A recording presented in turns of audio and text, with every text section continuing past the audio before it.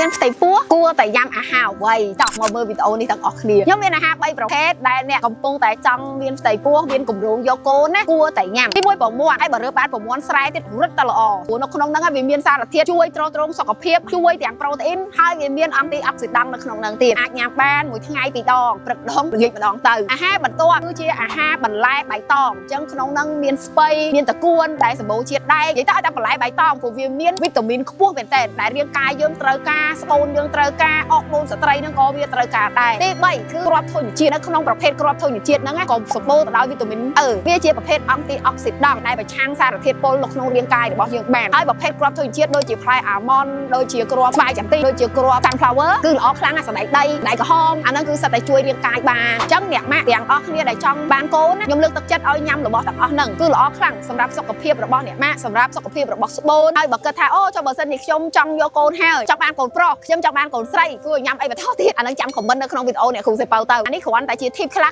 ជូនបងប្អូនទាំងអស់គ្នាមិនស៊ីជម្រៅទេតែបើចង់ស៊ីជម្រៅឲ្យមែនតែនហ្មងក៏តែទៅ SP ហើយមកទៅព្រោះ SP ជំនាញតាក់ទងជាមួយនឹងសុខភាពការបង្កកំណើតជួយឲ្យមានកូនបែបថាធម្មជាតិហើយអញ្ចឹងអរគុណច្រើនបងប្អូនទាំងអស់គ្នារីករាយជាមួយវីដេអូអ្នកគ្រូសេប៉ៅហើយក៏រីករាយជាមួយធម្មជាតិជុំវិញអ្នកគ្រូសេប៉ៅផងដែរចាកុំភ្លេច share វីដេអូនេះផង